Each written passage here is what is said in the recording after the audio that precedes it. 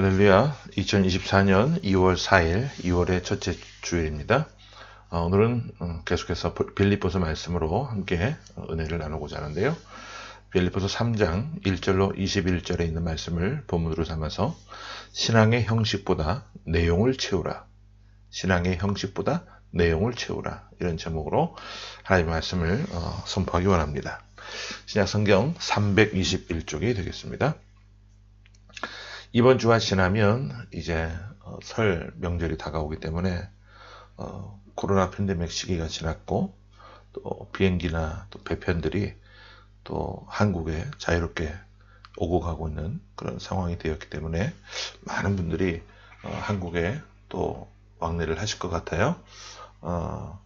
아무쪼록 안전하고 또 유익하고 또 평안 가운데 그런 귀한 명절 연휴를 잘 보내실 수 있기를 바랍니다. 예전에 한국에 있을 때 황임금 권사님이라고 하는 분이 계셨어요.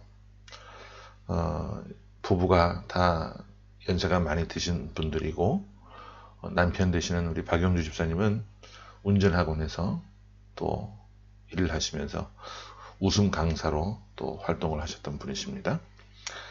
이 두 분이 지내고 계시는데 자녀들은 다 출가해서 장가하고 시집가고 또 서울에서 또 다른 도시에서 직장생활을 하면서 잘 지내는 그런 사회의 귀한 일원으로 성실하게 키우셔서 잘 자리 잡고 있는 그런 자녀들로 키우셨어요. 종종 이제 신방을 가다 보면 자녀 이야기를 하시다가 그런 이야기를 하십니다. 멀리 있는 자녀들보다 가까이 있는 교회 식구들이 더 가족 같고 정감이 있다고. 왜냐하면 멀리 있는 자녀들에게 마음속에 있는 이야기나 사소한 이야기, 몸이 아픈 이야기, 또 마음이 속상했던 그런 이야기들을 털어놓을 수가 없다는 거예요. 왜냐하면 자식들 괜히 걱정을 할까봐.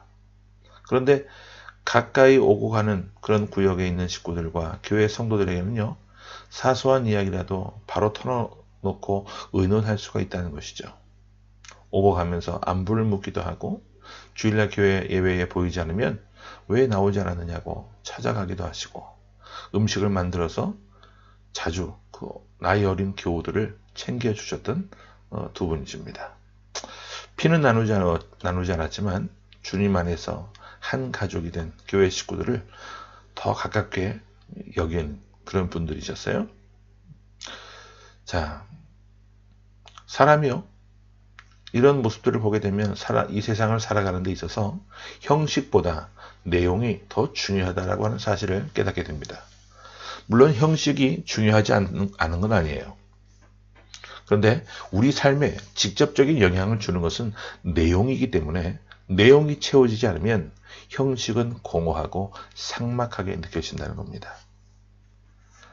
여러분들이 아무리 겉포장지가 화려한 그런 선물을 받으셨다고 가정을 해볼 때 포장지를 기대 반 두근대는 마음으로 풀렀을 때 그 안에 있는 선물이 정말 보잘것없는 것이라고 한다면 여러분들 어떤 기분이 드실까요? 여러분, 이것은요, 신앙도 같은 맥락입니다. 신앙의 형식보다 내용이 하나님 앞에서 더 의미가 있고 우리에게 더 가치가 있다는 것이죠. 바울은 그런 맥락에서 오늘 말씀을 빌립보 성도들에게 전하고 있는데요. 바울은 복음을 전하는 내내 할례 문제 때문에 시달렸습니다. 유대인들에게 살해 협박을 받기도 했고 개종한 유대인들에게는 끊임없는 공격을 받았습니다. 개종한 유대인들은 예수 그리스도의 은혜만 붙들고 살지 않았어요. 예수님의 은혜로 구원받는 것은 인정하지만 우리는 육체적으로 아브라함의 자손이니 할례도 받아야 구원이 완성된다고 믿었습니다. 하지만 바울의 생각은 달랐어요. 복음이 그렇게 가르치지 않았기 때문입니다. 복음은 오직 주 예수 그리스도의 보혈로서 구원받는다는 그 성경 말씀을 의지하며 또 그 말씀을 확실히 믿고 확신에 거했기 때문에 바울은 그런 생각을 갖고 있지 않았죠. 복음에 의하면 유대인이나 헬라인이나 이방인이라도 구원을 위해서 할례 받는 것은 해서는 안 되는 일이었습니다. 자, 오늘 본문에 보면 바울이 빌립보 교회 교인들에게 할례의 형식보다 믿음의 내용을 채워가라고 교훈하는데요. 우리 1절과 2절 말씀을 먼저 보겠습니다. 자, 시작. 끝으로 나의 형제들아 주 안에서 기뻐하라. 너희에게 같은 말을 쓰는 것이 내게는 수고로움이 없고 너희에게는 안전하니라. 개들을 삼가고 행악하는 자들을 삼가고 몸을 상해하는 일을 삼가라. 여기 개들을 삼가고 이런 표현이 나오는데 이 개라고 하는 표현은요 비하하는 표현이에요. 원래는 유대인들이 이방인들을 비하할 때 이 개라고 하는 표현을 썼는데 그런데 거꾸로 지금 바울이 유대인들을 가리켜서 개라고 부르고 있습니다. 복음 안에 있는 사람들은요 유대인 율법주의에 사로잡힌 개들을 삼가라고 이야기해요. 바울이 왜 그들을 개들이라고 불렀겠습니까? 할례는 받았지만 여전히 악에서 떠나지 않기 때문에 그래요. 할례를 받았다면 할례 받은 만큼 할례 받은 사람으로서의 어떤 가치가 있고 그 믿음을 삶으로 승화시켜서 나가는 모습이 있어야 되는데 할례는 받았지만 전혀 악에서 떠나지 않은 모습 때문에 그들을 이렇게 불렀던 것이죠. 바울은 빌립보 교회 교인들에게 할례 받았지만 악을 떠나지 않는 자들을 따라서 할례 받는 일을 하지 말라고 권면합니다. 바울은 계속해서 할례는 받았지만 믿음의 내용을 채우지 않는 유대인들을 바라보면서 또 이런 설명을 하죠. 우리 19절 말씀을 보겠습니다. 자, 시작. 그들의 마침은 멸망이요 그들의 신은 배요 그 영광은 그들의 부끄러움에 있고 땅의 일을 생각하는 자라. 그들은 자신의 배를 신으로 삼는 자들이었습니다. 즉 이 말은 뭐냐 하면 육체의 욕망에만 사로잡혀 살고 있는 사람들의 모습이었다 그 말이에요. 그리고 그 영광은 그들의 부끄러움에 있고 땅의 일을 생각하는 자들이라 이야기했는데 그 영광이 부끄러움에 있다 이 말은요 성적인 방종에 있다는 뜻입니다. 또한 그들은 악을 행하고 땅의 일만을 생각하는 사람들이었어요. 여러분 땅의 일은요 하나님께서 기뻐하신 일에 대한 반대 개념이죠. 그들은 육체적으로는 할례를 받았지만 신앙의 내용은 악하고 성적인 욕망에 사로잡혀 있었고 자신의 육체적 욕망으로 매일매일 달려가는 그런 모습을 갖고 있는 사람들이었다 그 말입니다. 하늘의 일을 생각하기는커녕 오직 땅의 일만 먹고 사는 일부터 시작해서 쾌락의 문제까지 이런 것들만 열중하며 살아갔다는 거예요. 그래서 할례라고 하는 것이 그들의 삶의 구원의 증표가 될 수 없다라고 바울이 이야기하는 것이죠. 진정한 의미에서 할례 받은 사람은 바로 이방인이 너희들이라고 말씀을 하는데 우리 올라가서 다시 3절 말씀을 보겠습니다. 자, 시작. 하나님의 성령으로 봉사하며 그리스도 예수로 자랑하고 육체를 신뢰하지 아니하는 우리가 곧 할례파다.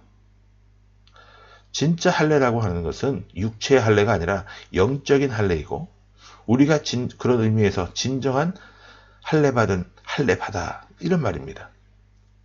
하나님의 말씀을 받고 우리가 성령으로 봉사하고 믿음 생활하는 우리야말로 진정한 의미의 할례받은 사람들이니 육체 할례를 걱정하지 말고 휘둘리지 말라는 이야기를 하고 있는 거예요. 그렇다면 오늘날 우리는 신앙의 형식과 믿음의 내용 가운데 무엇을 따라 살아가고 있는지 한번 점검을 해봐야 될 것 같아요.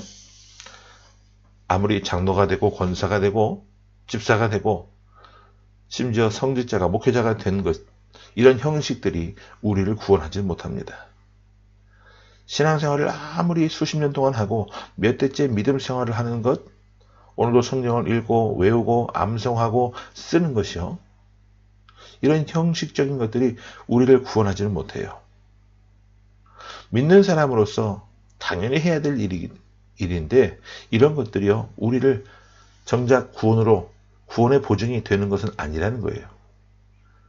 성령께서 우리의 마음을 날마다 감찰하시고 하나님께서 살피고 계시는데 우리가 하나님 앞에서 진정한 할례받은 자로 살아가고 있는지 여러분들 한번 살펴보실 수 있기를 바랍니다. 이렇게 믿고 있다가도 우리는 또 형식에 치우칠 때가 많아요. 삶이라고 하는 것은요, 하나님의 말씀대로 살지 않고 마음속에 성령으로 충만함이 없고 미움과 탐심이 가득하 있는데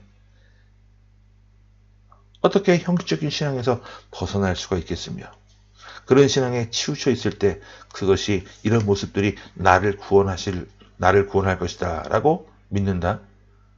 이것은 말이 안 되는 소리라는 겁니다. 여러분, 과거 구약시대 때 보면 엘리의 두 아들이 있었어요. 홈리와 비느하스가 있는데 그 두 아들의 모습이 그랬어요. 이 두 아들은 여호와의 제사를 멸시하는 자들이었습니다. 그런데 그들은 제사장의 아들로서 블레셋과의 전쟁에 나가야만 했습니다. 블레셋과의 전쟁에서 이스라엘이 정말 밀리고 있었거든요. 근데 그 사람들이 어떻게 합니까? 하나님의 언약궤를 전쟁터로 가지고 갑니다. 하나님의 말씀이 담겨있는 이 언약궤만 앞장 세우면 승리할 것이다 라고 믿었기 때문에 그렇죠. 하지만 하나님은 믿음의 내용을 채우지 않는 자들을 돌보지 않으셨습니다. 이스라엘은 그 전쟁에서 패했고 언약궤는 빼앗겼으며 홈리와 비느하스는 그 전쟁터에서 전사하고 말았죠. 두 아들이 죽었다는 소식을 듣고 또 언약궤가 적들의 손에 빼앗겼다는 소식을 들은 제사장 엘리는 의자에서 넘어져서 목이 부러져 그 자리에서 죽고 마는 그런 씁쓸한 결말을 맞이하게 됩니다. 우리 8절과 9절 말씀 보고 함께 정리하기 바라는데요. 자, 시작. 또한 모든 것을 해로 여김은 내 주 그리스도 예수를 아는 지식이 가장 고상하기 때문이라.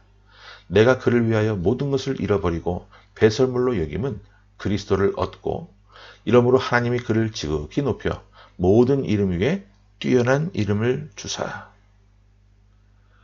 자,